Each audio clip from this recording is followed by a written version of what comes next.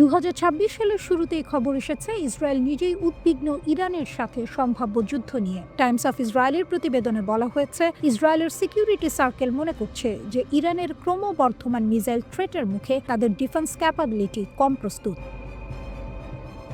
গত জুনের 12 দিনের যুদ্ধে ইরানের নিউক্লিয়ার সাইটগুলোতে হামলা হয়েছিল, কিন্তু ইরান তার মিসাইল প্রোগ্রাম পুনর্গঠন করে আরও শক্তিশালী হয়েছে। কেন ইসরায়েল এতটা চিন্তিত?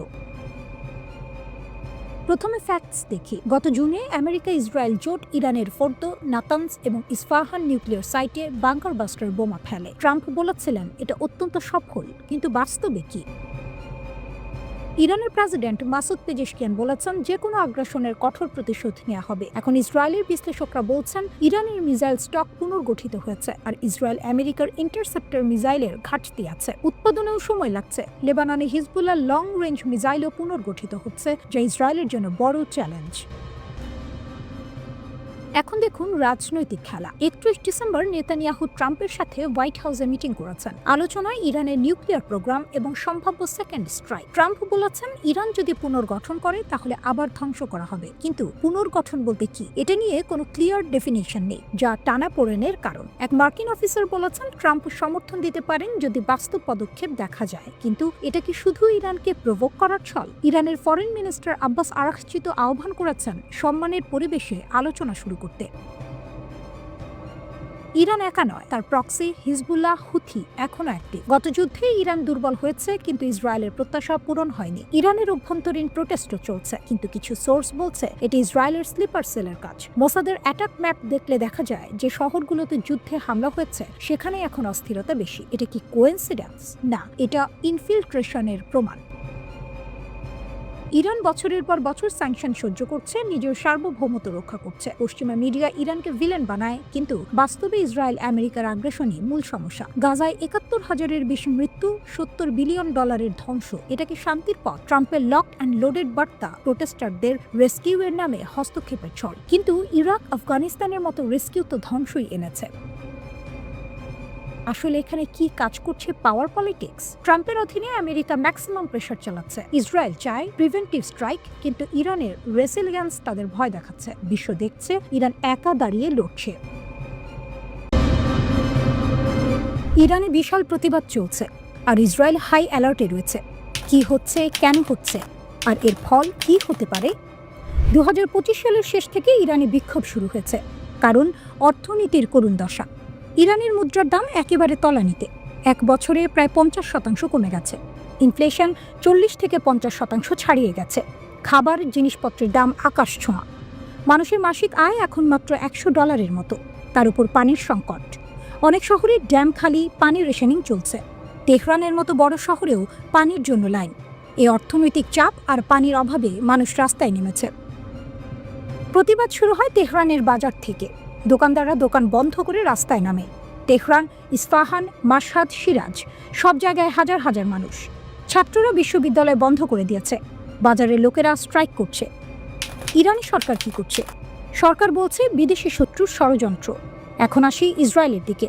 ইসরায়েলের ডিফেন্স অফিসিয়ালরা বলছেন ইরানের এই দুর্বলতার মধ্যে তেহরান হয়তো হঠাৎ মিসাইল হামলা করতে পারে। 2025 সালের জুনে ইসরায়েল আর ইরানের মধ্যে 12 দিনের যুদ্ধ হয়েছে। ইসরায়েল ইরানের নিউক্লিয়ার সাইট, মিসাইল ফ্যাক্টরি ধ্বংস করেছে। ইরান হাজার হাজার মিসাইল ছুড়েছে, কিন্তু বেশিরভাগ ইসরায়েলের এয়ার ডিফেন্সে আটকে গেছে। যুদ্ধের পর ইরানের প্রক্সি হিজবুল্লাহ, হামাস দুর্বল হয়ে গেছে। হুথিরাও চাপে। কিন্তু ইরান এখনও হাল ছাড়েনি। ইসরায়েলের অনুমান ইরান তার ব্যালিস্টিক মিসাইল স্টক দ্রুত পুনরুদ্ধার করছে। যুদ্ধের আগে 2000 থেকে 3000 মিসাইল ছিল। যুদ্ধে অনেক নষ্ট হয়েছে, কিন্তু এখন আবার 2000-এর কাছাকাছি পৌঁছে গেছে বলে খবর।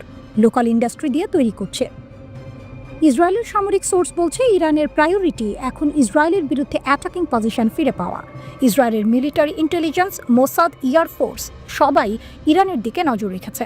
তারা বলছে ইরান এখন যুদ্ধ চায় না, ক্ষমতা কম, কিন্তু হঠাৎ সারপ্রাইজ অ্যাটাকের সম্ভাবনা উড়িয়ে দেওয়া যায় না। বিশেষ করে ট্রাম্প আর নেতানিয়াহুর সাম্প্রতিক মিটিংয়ের পর, যেখানে ইরানের মিসাইল প্রোগ্রাম নিয়ে কথা হয়েছে, আর 2026-এর নতুন অ্যাটাকের সম্ভাবনা আলোচনা হয়েছে। ইসরায়েলের দাবি যুদ্ধের পর দুর্বল হয়েছে, প্রক্সি হারিয়েছে, অর্থনীতি ধ্বংস, কিন্তু মিসাইল প্রোগ্রামে ইরান জেদ ধরে আছে। জেরুজালেম পোস্টের প্রতিবেদনে বলা হয়েছে, ইরানের প্রতিবাদ যত বড় হয়, ইরানের রেজিম পড়ে যেতে পারে। যেমন 1979 রিভলিউশন হয়েছিল অর্থনৈতিক কারণে, কিন্তু তার আগেই রেজিম হয়তো বাইরে আক্রমণ করে জাতীয়তাবাদ জাগিয়ে তুলতে চাইবে। Target Israel. ডলারের বিপরীতে ইরানি রিয়ালের রেকর্ড দরপতন, সঙ্গে উচ্চ মূল্যস্ফীতি ও জীবনযাত্রার ব্যয় নিয়ন্ত্রণহীন ঊর্ধ্বগতি দেশটির অর্থনৈতিক সংকট আরও তীব্র করে তুলেছে। ইরানের প্রেসিডেন্ট পেজেশকিয়ান বলেন, আমরা এমন এক পরিস্থিতির মুখোমুখি যেখানে দেশের শত্রুরা বাইরে থেকে চাপ প্রয়োগের প্রয়াস চালাচ্ছে, এবং দুর্ভাগ্যজনকভাবে দেশের ভেতর থেকেও। সমন্বয় ও সহায়তার পরিবর্তে কখনো কখনো কিছু অবস্থান ও কর্মকাণ্ড দেশকে দুর্বল করে ও ক্ষতি ডেকে আনে। সৌদি আরব ও সংযুক্ত আরব আমিরাতের মধ্যে চলমান সংকট সমাধানে কি মধ্যস্থতা করছে রাশিয়া? ক্রেমলিনের পক্ষ থেকে জানানো হয়েছে, রাশিয়ার প্রেসিডেন্ট ভ্লাদিমির পুতিন সৌদি নেতৃত্বের কাছে নববর্ষের শুভেচ্ছা বার্তা পাঠিয়েছেন। পাশাপাশি সৌদি আরবে নিযুক্ত রুশ রাষ্ট্রদূত সের্গেই ক্লভ রিয়াদে সৌদি পররাষ্ট্র মন্ত্রণালয়ের উপমন্ত্রী ওয়েদ এল কোরেজির সঙ্গে বৈঠক করেছেন।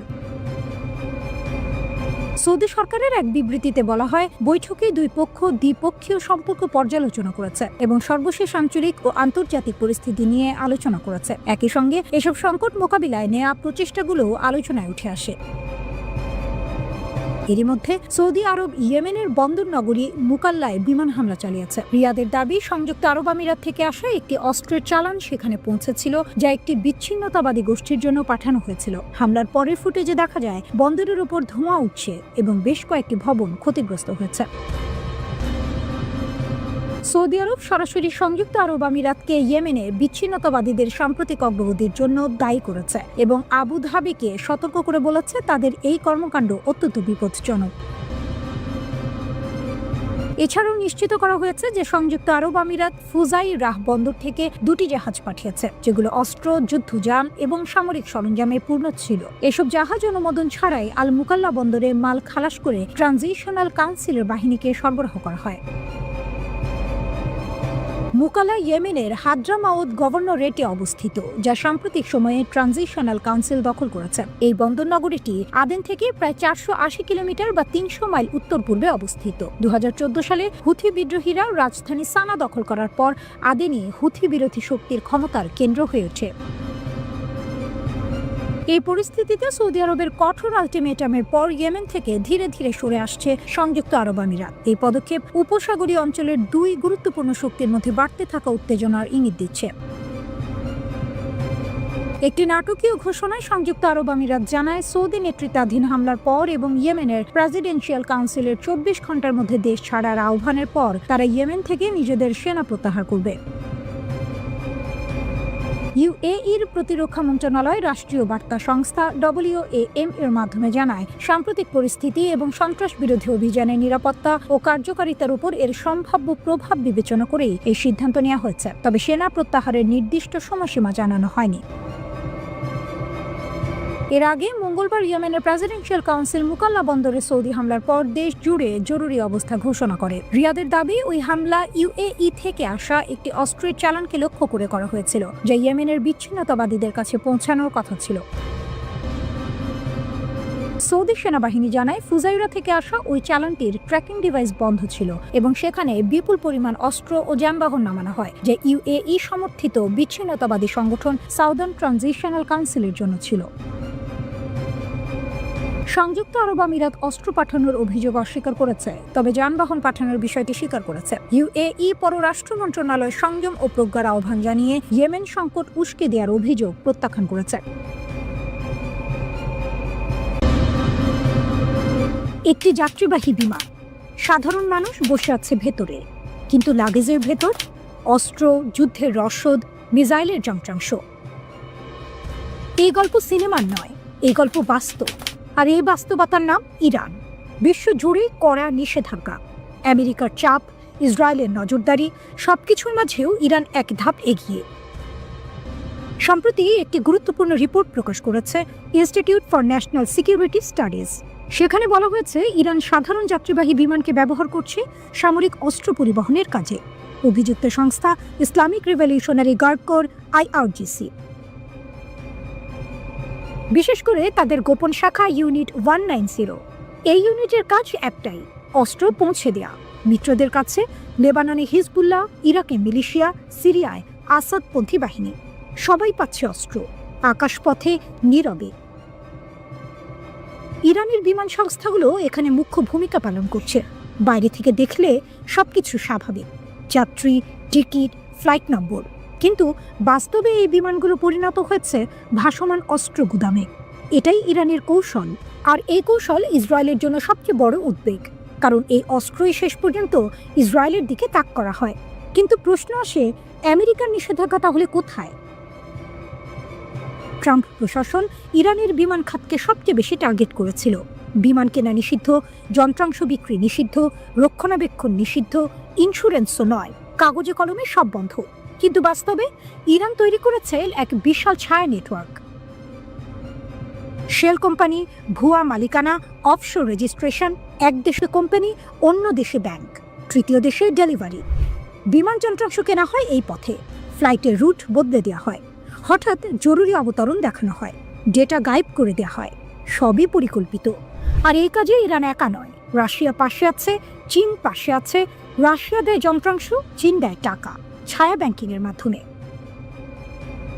ডলার নয়, ইউয়ান নয়, ডিজিটাল চ্যানেল, সবকিছু এমনভাবে যাতে কেউ ধরতে না পারে। ফলাফল কি? আজ ইরানের প্রায় 60% বিমান মাটিতে পড়ে আছে।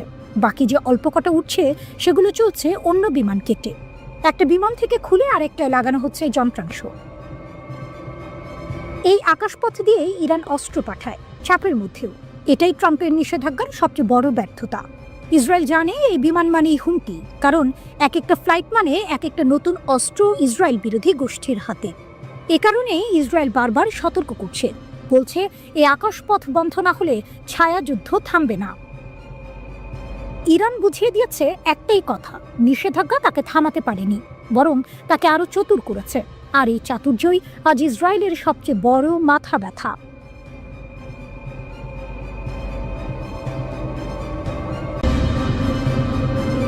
মধ্যপ্রাচ্যে আবার কি নতুন কোনো ঝড় আসছে? এই প্রশ্নটা আজ হঠাৎ করে উঠছে না, কারণ পশ্চিমা গোয়েন্দা সংস্থাগুলো বলছে ইরানের সামরিক যন্ত্রের ভেতরে এমন কিছু নড়াচড়া হচ্ছে যা স্বাভাবিক নয়। কোনো বোমা পড়েনি, কোনো যুদ্ধ ঘোষণা হয়নি, কিন্তু গোয়েন্দারা বলছে ইরানের আকাশে কিছু একটা বদলাচ্ছে। পশ্চিমা গোয়েন্দা সংস্থাগুলোর মতে ইরানের ইসলামিক রিভলিউশনারি গার্ড কর্পস IRGCর অ্যারোস্পেস ফোর্সে অস্বাভাবিক তৎপরতা ধরা পড়েছে। অ্যারোস্পেস ফোর্স মানে কি? এটাই সেই বাহিনী যারা ড্রোন চালায়, ব্যালিস্টিক ক্ষেপণাস্ত্র নিয়ন্ত্রণ করে আর আকাশ প্রতিরক্ষা ব্যবস্থার দায়িত্বে থাকে, অর্থাৎ ইরানের সবচেয়ে স্পর্শকাতর সামরিক ইউনিট। গোয়েন্দা সূত্র বলছে ড্রোন ইউনিট, ক্ষেপণাস্ত্র বাহিনী আর আকাশ প্রতিরক্ষা, এই তিনটির মধ্যে একসঙ্গে সমন্বিত চলাচল দেখা যাচ্ছে। সাধারণ সামরিক মহড়ায় এমন নিখুঁত সমন্বয় খুব কম হয়। আর এখানেই প্রশ্ন উঠছে, এটা কি শুধু মহড়া, নাকি এর পেছনে আছে অন্য কোনো প্রস্তুতি? এ কারণেই পশ্চিমা গোয়েন্দা সংস্থাগুলো এখন নজর রাখছে কমান্ড ও কন্ট্রোল সিগন্যাল, সেনা ইউনিটের স্থান পরিবর্তন, অস্ত্র ও রসদের চলাচল, IRGCর যোগাযোগ ব্যবস্থা, প্রতিটি ডেটা বিশ্লেষণ করা হচ্ছে। এই পরিস্থিতির মধ্যে NBC নিউজ জানিয়েছে ইসরায়েল এখন ডোনাল্ড ট্রাম্পকে সম্ভাব্য নতুন হামলার অপশন নিয়ে ব্রিফ করতে প্রস্তুত। ইসরায়েলের উদ্বেগটা ঠিক কোথায়? অনেকেই ভাবেন সব সমস্যার মূল ইরানের পারমাণবিক কর্মসূচি, কিন্তু ইসরায়েলি কর্মকর্তারা বলছেন তাদের সবচেয়ে বড় ভয় ব্যালিস্টিক ক্ষেপণাস্ত্র। ইসরায়েলি গোয়েন্দাদের ধারণা ইরান আবারও ক্ষেপণাস্ত্র উৎপাদন কারখানাগুলো চালু করছে। শুধু তাই নয়, জুন মাসে হওয়া 12 দিনের যুদ্ধে যেসব আকাশ প্রতিরক্ষা ব্যবস্থা ক্ষতিগ্রস্ত হয়েছিল সেগুলো দ্রুত মেরামত করা হচ্ছে। ইসরায়েলের মতে এই ক্ষেপণাস্ত্রগুলো পারমাণবিক বোমার চেয়েও তাৎক্ষণিক হুমকি তৈরি করতে পারে, কারণ ক্ষেপণাস্ত্র আজ আছে, কালই ব্যবহার করা যায়। ইরান অবশ্য সব অভিযোগ অস্বীকার করছে। তাদের বক্তব্য, তারা কোনো পারমাণবিক অস্ত্র তৈরি করছে না, কিন্তু যুক্তরাষ্ট্র ও তার মিত্ররা ইরানের সামনে 3টি শর্ত রাখছে। ইউরেনিয়াম সমৃদ্ধকরণ কমাতে হবে, ক্ষেপণাস্ত্র কর্মসূচি সীমিত করতে হবে এবং হামাস ও হিজবুল্লাহর প্রতি সমর্থন বন্ধ করতে হবে। ইরান এই 3টি সরাসরি না বলে দিয়েছে। ইরানের সর্বোচ্চ নেতা আয়াতুল্লাহ আলী খামেনি বলেন, নতুন যুদ্ধের আলোচনা আসলে মনস্তাত্ত্বিক যুদ্ধ। তার অভিযোগ, পশ্চিমা দেশগুলো গণমাধ্যম ব্যবহার করে ইচ্ছাকৃতভাবে ভয় তৈরি করছে। খামেনির ভাষায়, এই কৌশল ব্যর্থ হবে। তবে বাস্তবতা হলো গোয়েন্দা সংস্থাগুলো প্রতিটি সিগন্যাল ও প্রতিটি নড়াচড়া নজরে রাখছে। কূটনৈতিক সম্পর্ক চাপে রয়েছে, সামরিক অবস্থান বদলাচ্ছে, আর এই অঞ্চলে আবারও সংঘাতের আশঙ্কা বাতাসে ঝুলে আছে।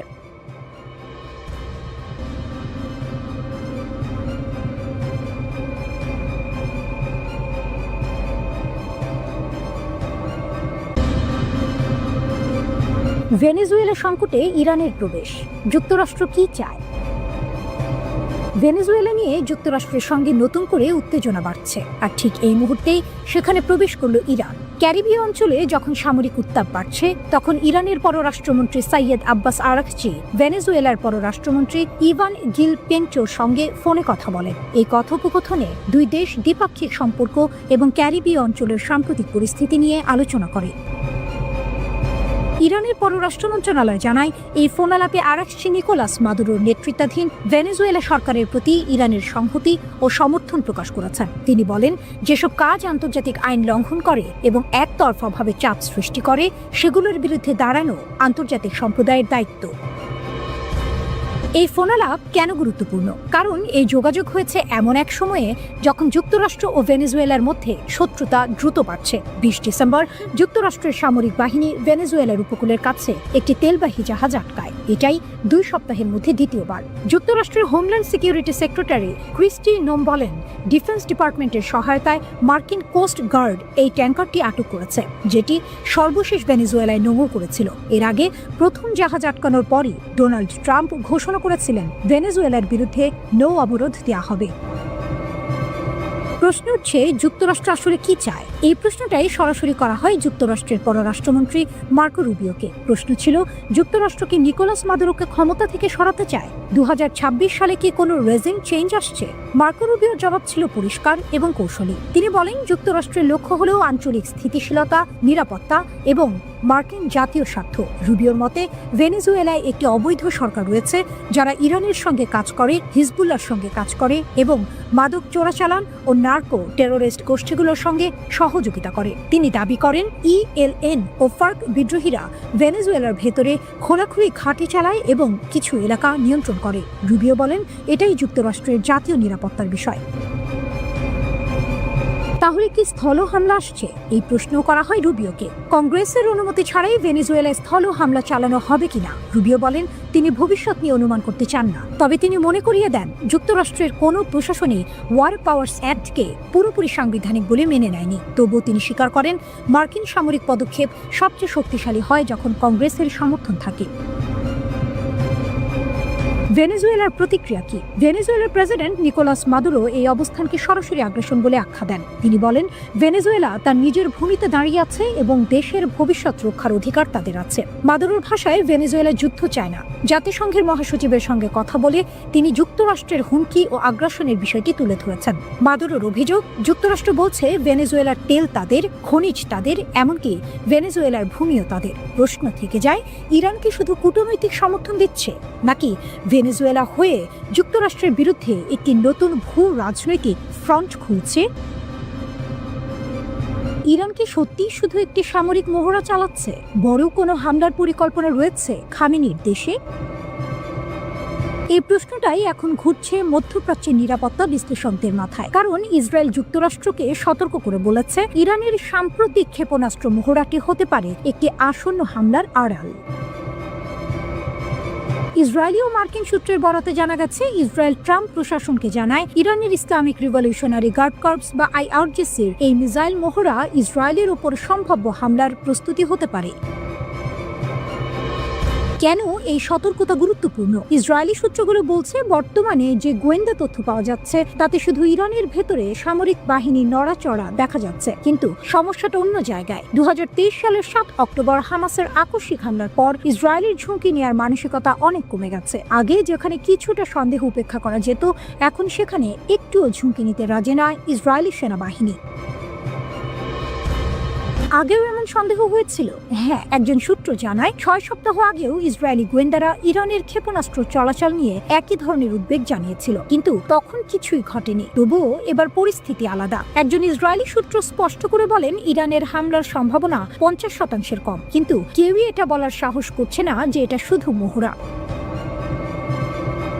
যুক্তরাষ্ট্র কি বলছে? এখানে বিষয়টি আরো জটিল। একজন মার্কিন সূত্র এক্সিওসকে জানায়, এই মুহূর্তে যুক্তরাষ্ট্রের গোয়েন্দাদের কাছে ইরানের তাৎক্ষণিক হামলার কোনো স্পষ্ট প্রমাণ নেই, অর্থাৎ ইসরায়েল সন্দিহান। কিন্তু যুক্তরাষ্ট্র এখনো নিশ্চিত নয় পর্দার আড়ালে কি চলছে।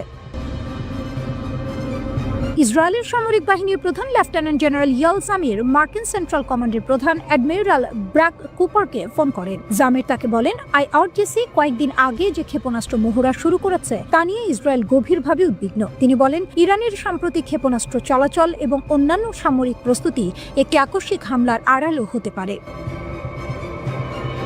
এই কারণেই জামির যুক্তরাষ্ট্র ও ইসরায়েলের বাহিনীর মধ্যে ঘনিষ্ঠ প্রতিরক্ষা সমন্বয়ের আহ্বান জানান। এরপর অ্যাডমিরাল কুপার তেল আবিবে যান এবং ইসরায়েলি প্রতিরক্ষা বাহিনীর শীর্ষ কর্মকর্তাদের সঙ্গে বৈঠক করেন।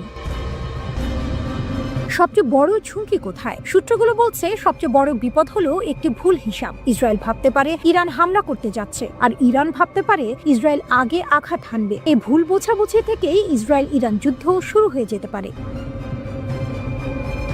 সামনে কি ঘটতে পারে? ডিসেম্বর 29 তারিখে ইসরায়েলি প্রধানমন্ত্রী বেনিয়ামিন নেতানিয়াহু মার্কিন প্রেসিডেন্ট ট্রাম্পের সঙ্গে মায়ামিতে বৈঠক করতে পারেন বলে জানা গেছে। এই বৈঠকে নেতানিয়াহু আলোচনা করতে চান ইরানের ব্যালিস্টিক ক্ষেপণাস্ত্র পুনর্গঠনের চেষ্টা, 2026 সালে ইরানের বিরুদ্ধে সম্ভাব্য আরেকটি হামলার বিষয়। এনবিসি নিউজ প্রথম এই তথ্য প্রকাশ করে।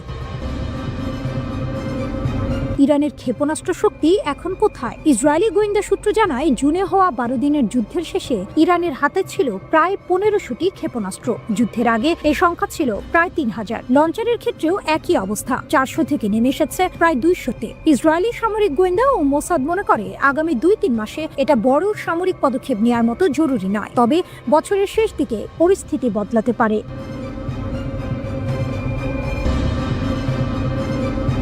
ইরান যুদ্ধের পর ইসরায়েল কেন এত মরিয়া? ট্রাম্প নেতানিয়াহু বৈঠকের নেপথ্যের আসল গল্প। আজ আমরা এমন একটি বিষয় নিয়ে কথা বলবো যেটা শুধু কূটনীতির খবর নয়, বরং ইসরায়েল ইরান সংঘাতের ভেতরের ভয় আর বাস্তবতার ছবি। খেয়াল করে দেখুন, যুদ্ধ শেষ হয়েছে জুনে, কিন্তু আতঙ্ক শেষ হয়নি, বরং এখন ইসরায়েল আগের চেয়েও বেশি মরিয়া। কেন? ট্রাম্পের কাছে কেন যাচ্ছেন নেতানিয়াহু? মার্কিন ও ইসরায়েলি গণমাধ্যমের তথ্য অনুযায়ী এই মাসের শেষ দিকে ডোনাল্ড ট্রাম্প ফ্লোরিডার মার-আ-লাগোতে ইসরায়েলি প্রধানমন্ত্রী নেতানিয়াহুকে আতিথ্য দেবেন। এই বৈঠকের মূল আলোচ্য বিষয় ইরান, বিশেষ করে ইরানের ক্ষেপণাস্ত্র কর্মসূচি, ইরানের পারমাণবিক অবকাঠামো আর ভবিষ্যৎ হামলার সম্ভাব্য পরিকল্পনা। এনবিসি নিউজ জানাচ্ছে, নেতানিয়াহু ট্রাম্পের সামনে একাধিক যুদ্ধের অপশন তুলে ধরতে পারেন, যেমন ইসরায়েল একা হামলা চালাবে, যুক্তরাষ্ট্র সীমিত সহায়তা দেবে, যৌথ মার্কিন ইসরায়েল অভিযান, পুরোপুরি যুক্তরাষ্ট্রের নেতৃত্বে হামলা। এই পরিকল্পনাগুলো যে কাগজে কলমে সীমাবদ্ধ নয়, তার প্রমাণ ট্রাম্পের ঘনিষ্ঠ 4 জন সাবেক শীর্ষ কর্মকর্তা আগেই বিষয়টি নিয়ে ব্রিফড হয়েছেন। মানে প্রস্তুতি অনেক দূরে গিয়েছে। জুনের 12 দিনের যুদ্ধ ইসরায়েলের জন্য সহজ ছিল না। ইসরায়েল ও যুক্তরাষ্ট্র ইরানের ভেতরে একাধিক গুরুত্বপূর্ণ স্থাপনায় হামলা চালায়। নাতানস সহ পারমাণবিক অবকাঠামো ছিল লক্ষ্যবস্তু, কিন্তু ইরানও চুপ থাকেনি। ইরান শত শত ballistic missile, cruise missile, drone একসাথে ছুড়েছে। এই আঘাতে ইসরায়েল ও যুক্তরাষ্ট্রের এয়ার ডিফেন্স সিস্টেম মারাত্মক চাপে পড়ে। ইসরায়েলি কর্মকর্তারাই এখন স্বীকার করছেন, সব মিসাইল থামানো যায়নি। এই স্বীকারোক্তি ইসরায়েলের সবচেয়ে বড় ভয়। ইরান কেন ইসরায়েলের দুঃস্বপ্ন? ইসরায়েল এখন বলছে ইরান দ্রুত নিজের শক্তি পুনর্গঠন করছে। স্যাটেলাইট ছবিতে দেখা যাচ্ছে ক্ষতিগ্রস্ত পারমাণবিক স্থাপনায় আবার কাজ শুরু হয়েছে। নাতানজে ক্ষতিগ্রস্ত ভবনের ওপর নতুন কাঠামো বসানো হয়েছে। ইউরেনিয়াম সমৃদ্ধকরণের অবকাঠামো ধীরে ধীরে ফিরছে। কিন্তু সবচেয়ে বড় বিষয় ইরানের ব্যালিস্টিক মিসাইল উৎপাদন। ইসরায়েলের ভয় এখানেই। একজন সাবেক ইসরায়েলি শীর্ষ কর্মকর্তা স্বীকার করেছেন, আমরা আকাশে আধিপত্য পেতে পারি, কিন্তু মিসাইলের হুমকি খুবই বাস্তব। আগেরবার আমরা সব থামাতে পারিনি। এই কথাটাই পুরো ছবিটা পরিষ্কার করে দেয়, কারণ বাস্তবতা খুব সোজা। নিষেধাজ্ঞা, হামলা, চাপ সবকিছুর পরেও ইরান ভেঙে পড়েনি, বরং নিজের ক্ষতি দ্রুত বিশ্লেষণ করেছে, প্রতিরক্ষা জোরদার করেছে, মিসাইল উৎপাদন বাড়িয়েছে এবং সবচেয়ে গুরুত্বপূর্ণ প্রতিরক্ষা ভাঙার কৌশল দেখিয়েছে। ইরান দেখিয়েছে শুধু উন্নত প্রযুক্তি নয়, সংখ্যা ও শক্তি। এটাই ইসরায়েলের সবচেয়ে বড় দুশ্চিন্তা। তাহলে সামনে কি? নেতানিয়াহু ট্রাম্পের কাছে যাবেন, হুমকি তুলে ধরবেন, নতুন হামলার যুক্তি দেবেন, কিন্তু পরিস্থিতি জটিল। গাজার যুদ্ধবিরতি ভঙ্গের অভিযোগ, আন্তর্জাতিক চাপ, আরেকটি বড় যুদ্ধ মানে আরও অস্থিরতা। সব মিলিয়ে ট্রাম্পের সিদ্ধান্ত সহজ হবে না।